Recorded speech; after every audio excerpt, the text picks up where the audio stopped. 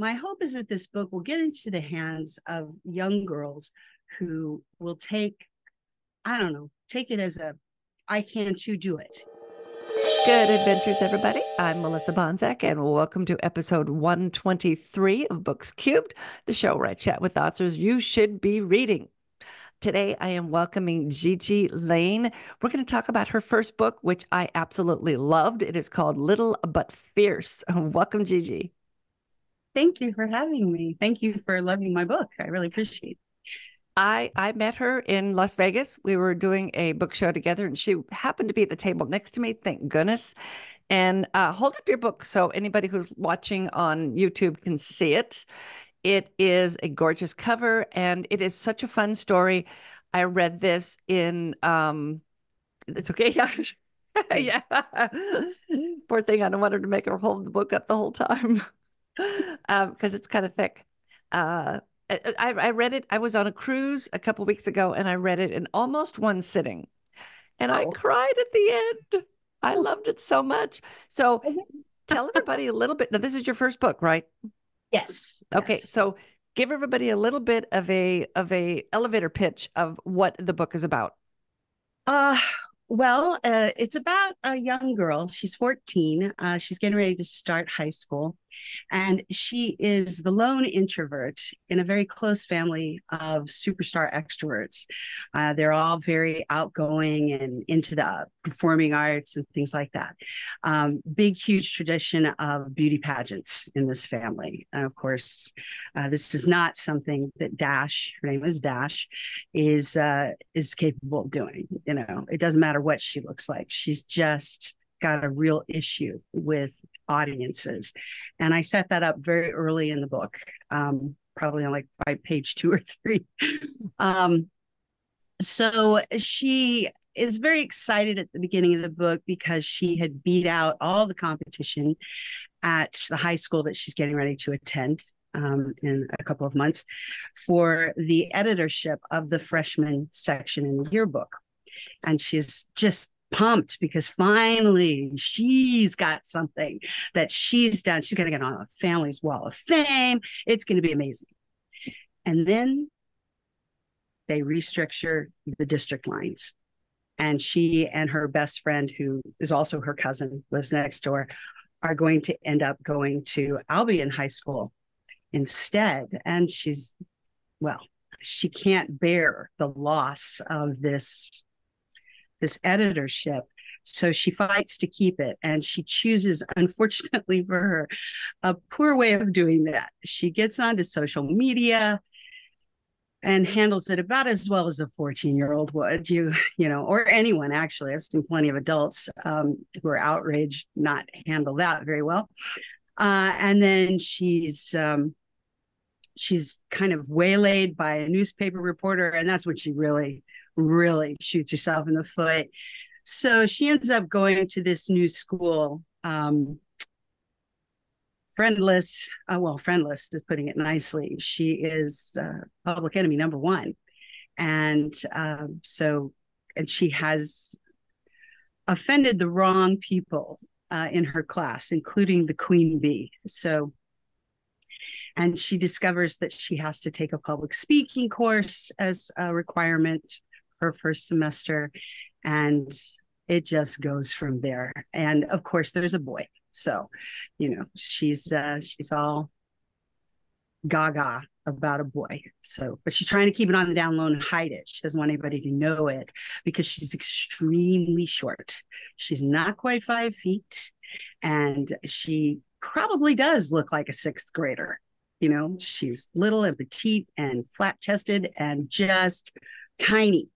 So she doesn't have a huge amount of self-confidence and big, beautiful red hair. I mean, I would have loved to have had that hair, but she doesn't love it. I don't think anybody ever loves their hair. Have you noticed this? People who have straight, flat hair always want the big curls and what have you. And then girls who have the big curls, they're dying, for that straight, flat hair. So it just doesn't matter what kind of hair you get. You're going to want the other kind every time. So anyway, she has quite a few hurdles to manage. And she decides that the way she's going to get through all of this is she's got this self-help book to try to help her with her social anxiety. And throughout the book, she's trying to apply the exercises, etc. And sometimes she has success, but sometimes she doesn't. And so it's all about her trying to grow in more ways than one. And I had a great time writing it. I really did. I had so much fun writing it. I had a great time reading it. And Good, good. the day after I read it, I kept walking around thinking of things I was going to tell my friends. Wait a minute, those were people in the book. They're not real people. Good. Excellent. I love that. Yeah, and I loved her name. I love when there's unusual names for characters. How did you come up with her name is Dash Durham? How did you come up with that? You're gonna love this. I Part of the reason that I ended up writing a book about a kid with social anxiety is because I taught public speaking to college students for about 17 years. And I have seen the gamut. Now, nobody ever wants to take public speaking. It is just a requirement for most majors to graduate. Um, and probably the very worst student I ever had was the very first time I ever taught a class. It was night, it was before cell phones.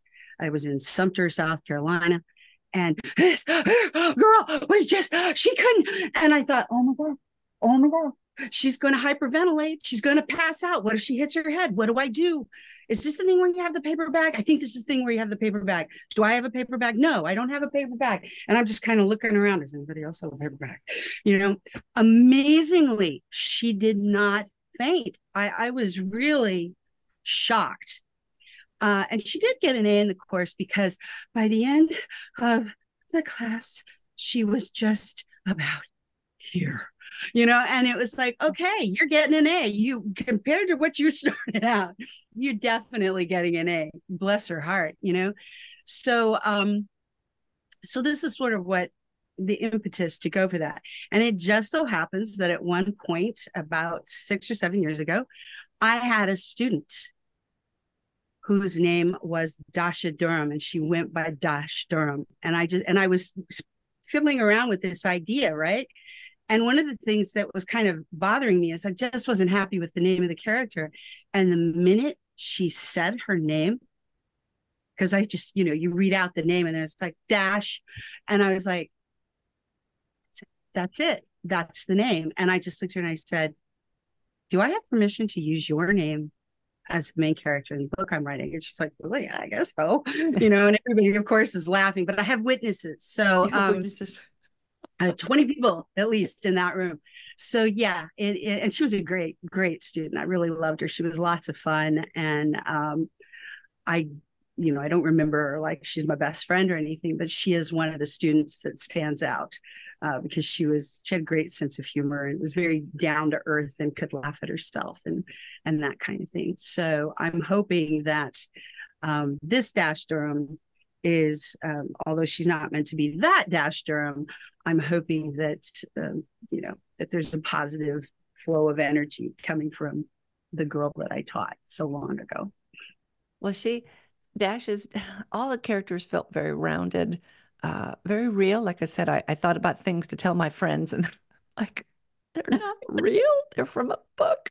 Can't believe I've never had that happen to me before, where after I'd finished reading a book, I mean, as readers, we always get really into books and we think about the characters, but I don't think about things I need to tell them like they were real people. Well, thank you.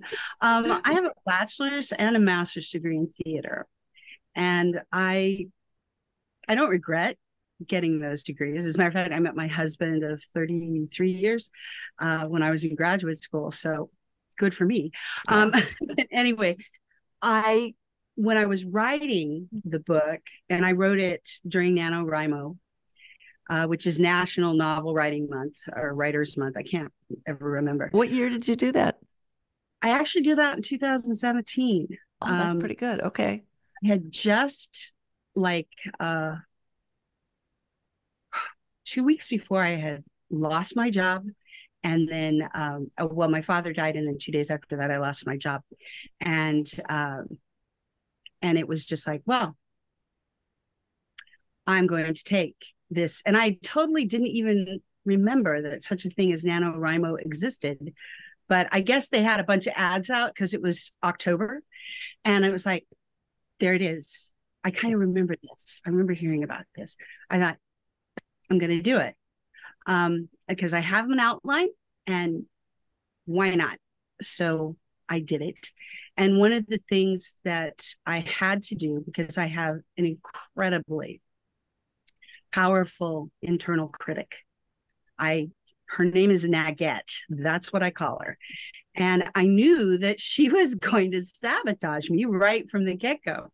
So I made a separate document, Word document, in like 14 or 16 point red, bold font. And it said something like, Dear Naget, I'm well aware that this is garbage that I'm writing right now, but that's the nature of first drafts. And everybody writes garbage. And you're going to have to let me just vomit this garbage out onto the page. And in 30 days, Naget, you can have at it. You can turn it into gold. Okay. And I also had a calendar that I made in Excel where every day I would write, okay, Naget, only 29 more days to go. And what I did with this piece of this little note to Naget was I thought, I'm going to have this over to the side. And every time she starts to eat me alive, I'm just going to copy this and I'm going to paste it in there. And I'm just going to keep going. And it was amazing because by the end of like 5 or 6 days, I shut down. That was it. She never bothered me again. And I didn't have to keep crossing off the days on the calendar either. So you know that, I mean, that's so important. If you are writing your first book or your 50th book, getting that first draft. And I'm doing that right now. I'm first drafting a new series, first book of a new series. And my writing partner in the afternoons, Amy, always says to me, because I'll say, I think on Friday or Thursday, I said, today I'm finishing chapter 11, then I'm going to go back to chapter 3. And she started yelling at me, no going back. And I said, oh, no. I said, chapter 3 is in a different book. I'm doing a final draft of a different book's chapter. She's like, okay. But yeah, you have to, and this is going to be the first time that I'm doing what you did. And I like that, yelling at your inner critic. And I have, I think March 7th, I will have 30 chapters finished as long as I get one done every day. I've done 11. So, and they're bad first drafts. Now, they when, all are. and They yes, all and are. I mean, that's the thing people have to remember is you have to write a bad first draft in order to have something to edit. Now, Exactly. once you were done with your first draft, how many drafts did it take you then to get to where you wanted to send it to anybody else to read? I was very lucky in that I found a really great writing partner during NaNoWriMo. Unfortunately, she doesn't write anymore, which is a bummer. But she was always there right from the get-go to be able to share things with. And so one of the things that I noticed that was very unusual about NaNoWriMo is I got to the 50,000 word mark in week 3, at the very end of week 3, but I wasn't finished yet. So I was like, well, you got to finish this. There was some part of me that felt like if I don't finish this by day 30, maybe I won't finish it ever. I was scared, really I was nervous. But one of the things that I noticed while I was writing is that I was getting faster. I mean, as a former actor and director and a little bit of playwriting, I'm always been fascinated with the process of whatever creative thing you're doing. And I was kind of standing off to the side going, okay, you're really getting fast. This is good. This is good. Not perfect or anything, but it didn't stink to high heavens like the very early bits did. And so in the end, I ended up writing another 22,400 words in the last week. And that last week's worth of writing, quite a bit of it got to stay. I think the one night that I knew that I thought, I think I can do this. I think I'm a writer. Is the scene, and you know what it is. They won't, they haven't read it. Is the scene when Rafe discovers her in the closet. And I don't know that I just wrote that in about an hour and a half. And when it was done, I was like, is that scene as good as I think it was? Yes, it was. Yes, And it I thought, was. I'm going to walk away from this for an hour or so, and then I'm going to come back. And I read it again. I was like, I wrote a very fine Yeah. scene there. I was really excited about it. So I think a lot of that, that theater training, all that scene work, etc., is in my subconscious. So it's like I don't have to think really hard. Is this scene building? Is it reaching a climax? Is it, is it going anywhere? Is it not going anywhere? Um, so anyway, having said all of that, um, Hannah Otero, who was my writing partner, she was always privy to everything I was reading. As far as how many drafts after that, oh my, at least seven, at least, and probably more, because I mean, there were large scenes, huge portions that were fine. They were really okay, but then there were other parts that was like, mm-mm, mm-mm, not working, or this could be better. The part of the book that got the most work rewriting was the very beginning, because it was taking me too long to get to those howlers, those kids at the newspaper that she met when she finally started high school. Well, finally, at that time, it seemed like it was taking forever to get her into high school. So rewriting the first part was just done. I bet I rewrote the beginning about 30 times. I'm not kidding, to get it shorter and shorter and shorter to get to those kids, without sacrificing what you need to see of her in the beginning to understand who she is. I So mean, it was really well done that I got to know her. It didn't feel like it was just filler or anything. It told me everything I needed to know about her and all the different situations with her family and her best friend and the pool and the opening scenes. And I want to give pieces away. Uh, just it's everything that led to her eventually starting high school. I think that was good. And yeah, that's a problem sometimes as writers. We look at things and go, wait a minute, can I start sooner? And it's just, am I cutting too much? Am I giving yeah, you enough of the person? yeah, yeah. And then there were a couple of scenes between her and her cousin Avery. Oh, they had to go. They had to go. There wasn't room for them. I had to get us into that high school. Do you And still have the scenes? well, yeah. Because you Um, could do those in your newsletter as an yeah, extra bonus. For joining the newsletter, you get to read the scenes that were cut. right. And they are going to be a little difficult to find, because basically my idea of rough draft or saving writing is just every day save it as a new thing with that date. I do So too. I do too. I've got, I don't know how many hundreds of those, and it'll be a trick to find it. But yeah, they talk about kill your darlings. And there was originally a scene with her and him playing a game of their own special game of catch, which is to try to make the other person not be able to catch it, throw it in such a way that the other person loses. And they're fighting over, I guess they're playing for who has to take out the garbage all week long, because they live right next door to each other. And she's explaining to him, because Hannah was saying, because at first I had her going to see a psychiatrist about this.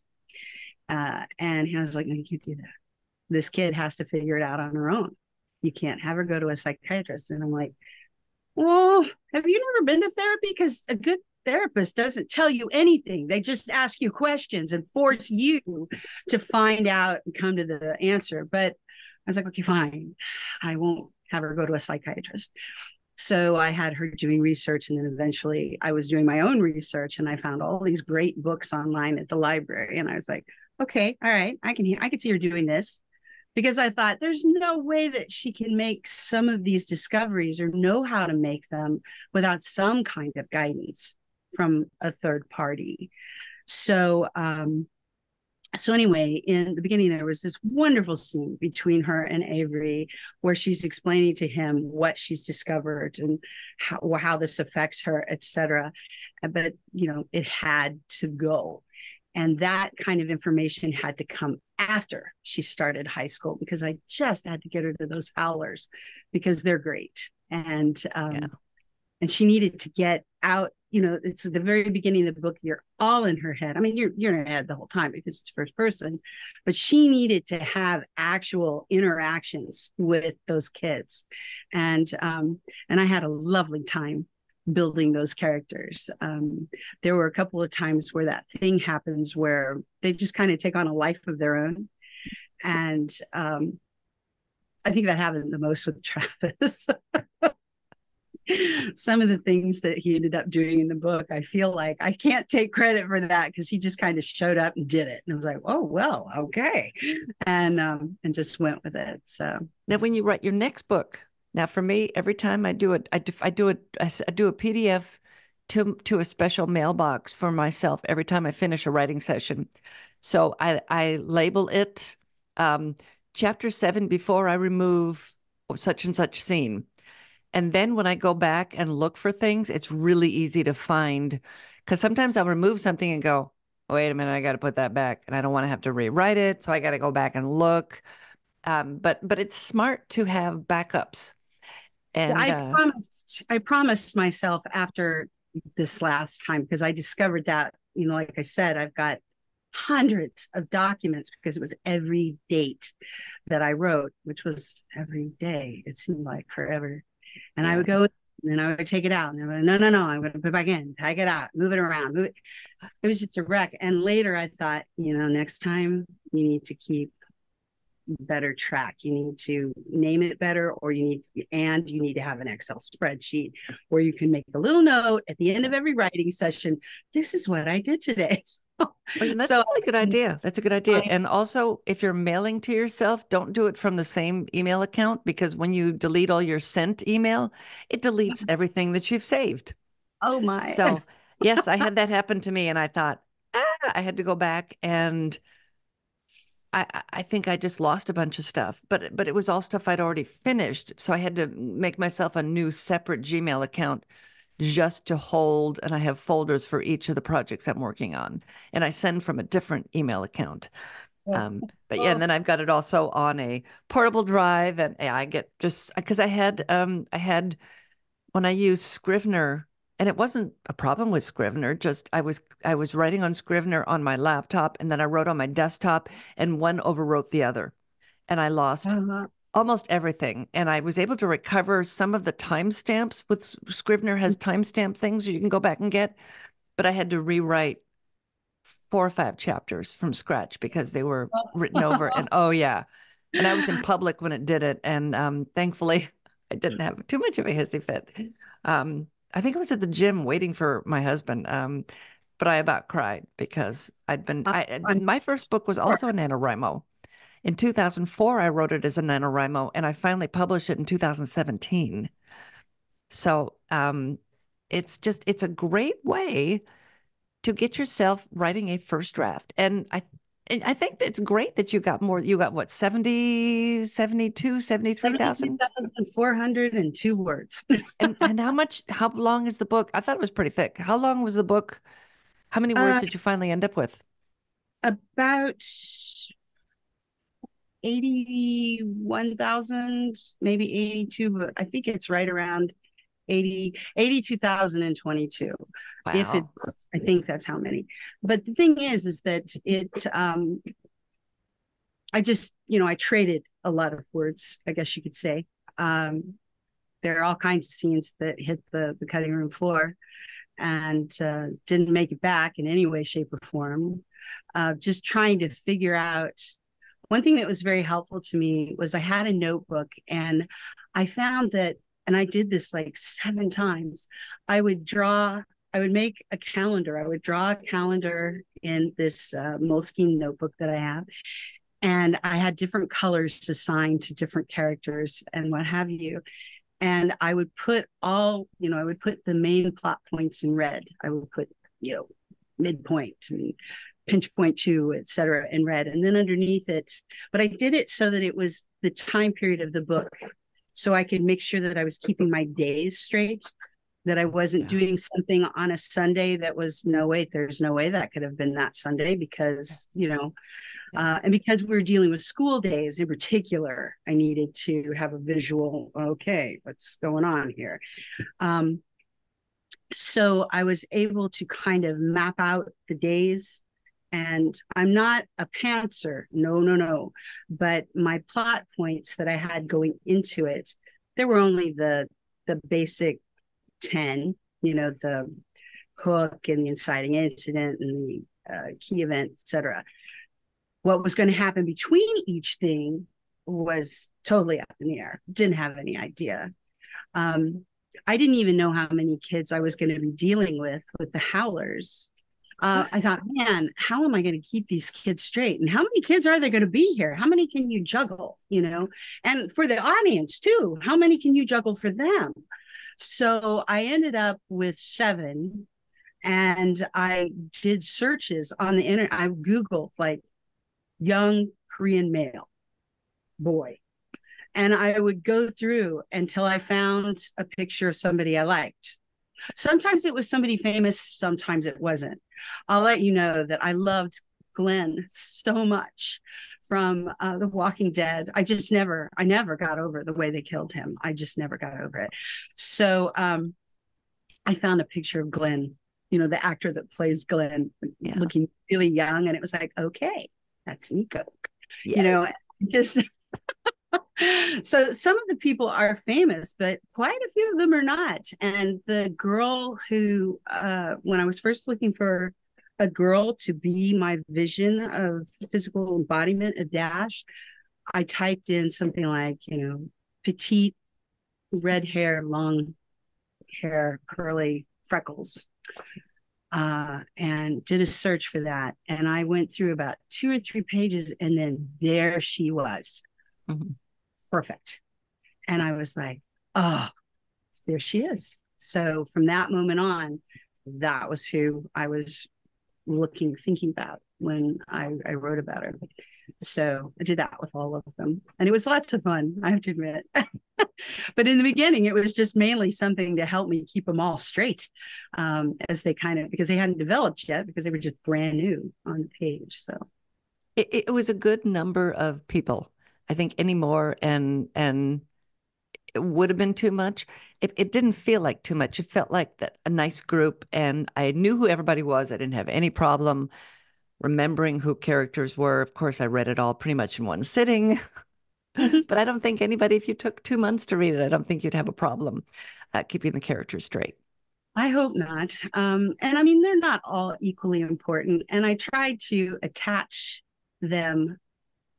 I say I tried to do this. Again, this is one of those sort of, I'm kind of conscious of it, but quite a bit of it is just really a blessing from all those years of doing scene work and being in theater, giving them things to hang their hat on, if you will. Mm-hmm. It's really easy to keep Nico straight because he's got a thing for Sue, and he's those shades that he never takes off because he's kind of shy. And of course, Travis with the sweets, and some people, I'm sure there are better writers out there who would be like, oh, that's just so stereotypical. Well, whatever floats your boat, whatever helps create that character and make them real to your audience is what matters. So, and it did. It made them, like I said, it made them all real to me. And I'm when I finished, I was very sad when I finished. That there's no more book. So will there be a sequel? That's what my sister-in-law said, and that made me very happy. Yes, I have. As a matter of fact, before I even finished writing the book, I had thoughts about, what would happen because it was hard letting go of her too. It was really hard walking away from this book and going on to the next project. So I thought, you can always write another one. And wouldn't it be great if, and what if that? And one thing I definitely wanted in the sequel, and we're going to get it in spades, is Baba is this just untapped source of Yes. fun and drama and what Yes. happened. And I'm like, really need to get more of Baba in there. And Avery needs to come back for more.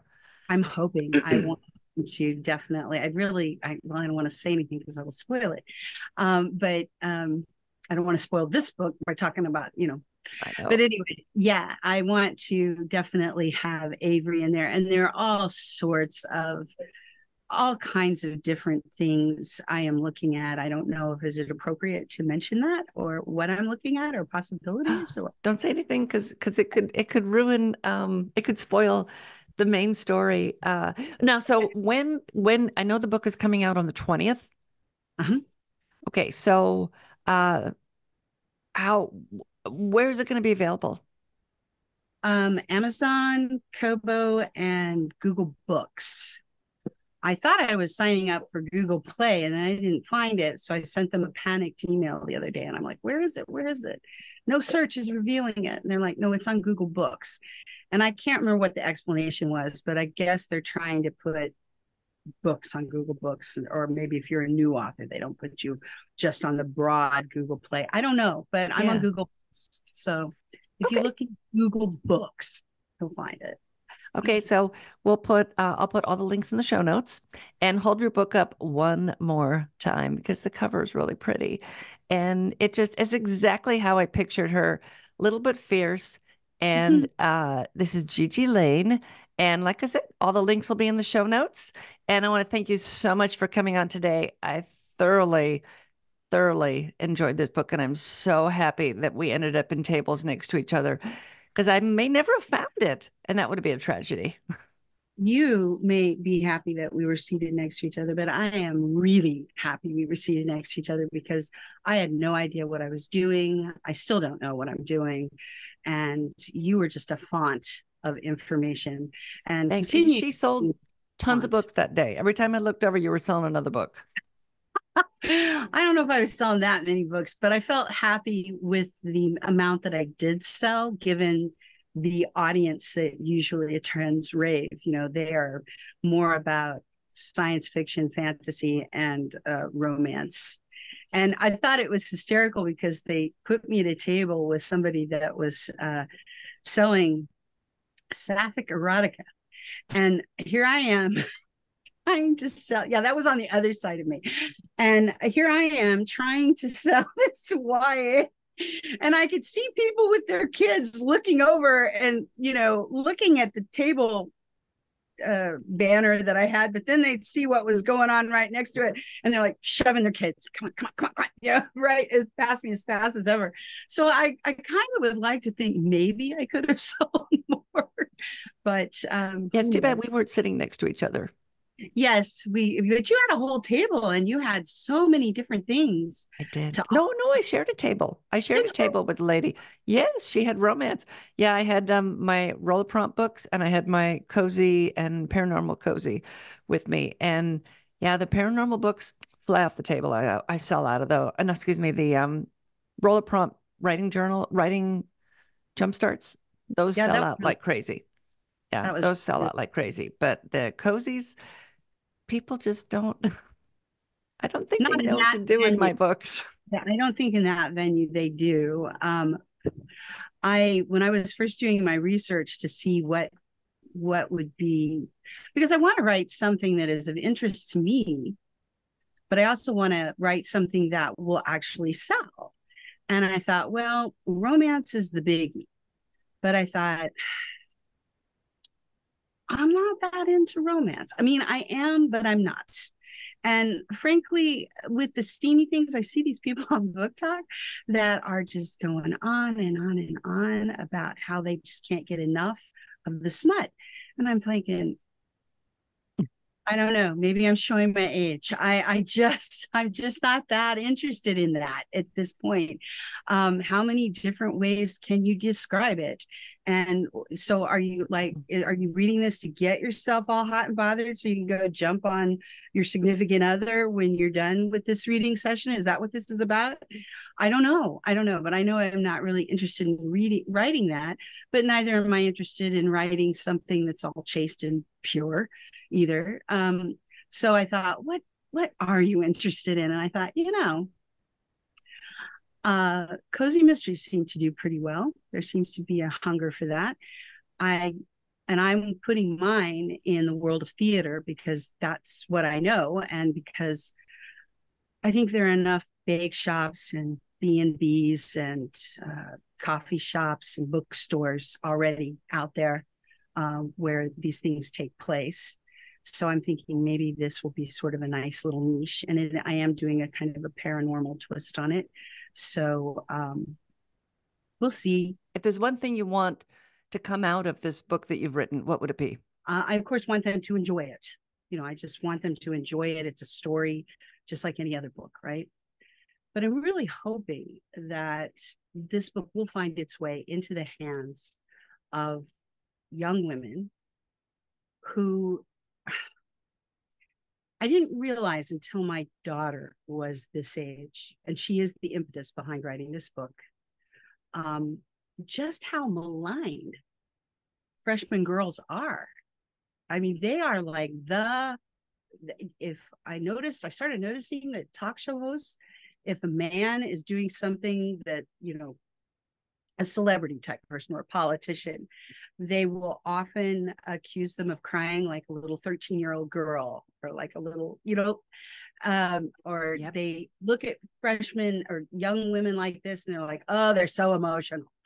And it's like, well, yeah, there's a lot of hormones happening there. What about boys? Look at all their hormones. At least the girls aren't busting things and destroying public property and what have you.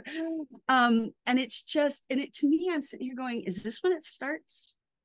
Is this when the thing making women feel like they're less than? Is this when it starts? Because it sure feels like it. Because up until that point, I never had to really, we were always careful about what we watched with our daughter in terms of female empowerment. Her favorite Disney was Mulan. We had them all, but her favorite was Mulan. And I'm like, yeah, go girl. Good. And then Mulan too. Those were her two favorites. So I was like, this is when it starts. About the time young girls are developing into women, let the beatings begin. And I'm thinking, what with all of the crap out there telling you how your body isn't perfect unless you look like this airbrushed model. I had a student give a speech one day about, and he showed a clip, you can find it on YouTube, where they took a very attractive young lady in a modeling session, took her picture, and then in 90 seconds, they showed all of the airbrushing they did. I always thought it was just, their skin. They lengthened her waist. They lengthened her legs. They made her eyes like 30% bigger. I mean, they just photoshopped that thing. It was amazing. And she barely looked like herself by the time it was all over. And it was like, no wonder we can't live up to the expectation. It's impossible. Even the most beautiful model person who gets paid to do this isn't good enough. So my hope is that this book will get into the hands of young girls who will take it as I can too do it. Dash has this little phrase that she comes up with, I'm a strong and powerful woman who can fill in the blanks. And I'm hoping that this will give them a little comfort, give them something to hold on to. When I was coming up, there was nothing out there for us. And what was out there was really depressing. Catcher in the Rye, Separate Peace, Bell Jar. So, and I remember at that time thinking, why isn't there anything funny? Why isn't there anything? Because I miss those books from when I was young, the happy books, the books that had humor in them. And there just wasn't anything out there.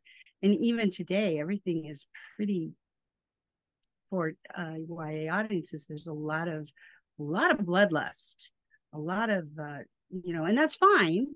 But I do think there should be something else on the table, just as a choice, So I'm hoping that if there are girls out there that wish that they could feel a little bit better about themselves, or can read this book and see what Dash does to help herself, that they will do that. And that will make me very happy. I mean, I may never even know it happens, but I'm really hoping that it'll happen, whether I know about it or not. I think it will. You know, people want to read books and see themselves. And of a young girl starting high school, maybe even in high school already, even or even starting eighth grade, they're gonna read it, and they're gonna it's the things that happen with her. Some of it's, the media and that kind of thing and the social media, but still they're going to see themselves in her. And because she triumphs, they will feel like they can triumph too. So I think it will reach women. It will reach them. I'm hoping so. And and as I've told other people this, I wrote the book I would have loved to have read when I was this age. Would have killed, for something that had some humor and somebody I could relate to. I mean, I wasn't a little short, skinny person like she was, but does it matter? I mean, we all have those insecurities, and especially, the whole thing um about, boys. Does he like me? Does he not like me? I can't tell. How do you tell without showing your hand? And if the other person is doing that as well, that can go on for a really long time, where you could just throw up your hands and give up because you're too scared to let them know that you like them, and maybe they are too. So there can be this just unreal, lengthy non-courtship that goes on. And one of the things that she says in the book, I think, I'm thinking, good grief, if I wasn't married and I had to go out there and date again, I would still be in that same spot. How do you tell? How do you know, while protecting yourself? So yeah, I like her a lot. There's a lot of me in her, but there's a lot of her that I wish I was like. So I want to encourage everybody. This is the book. I've got this beautiful little card here because it was an ebook for me. There's the book. And like I said, all the links will be in the show notes. The book will be out by the time this airs. And thank you so much for coming on. And everybody out there, I will see you next time. I want you all to go read a good book. And you're going to start with this one, Little Bit Fierce. Thank you for having me. I really appreciate it. Bye-bye. Bye.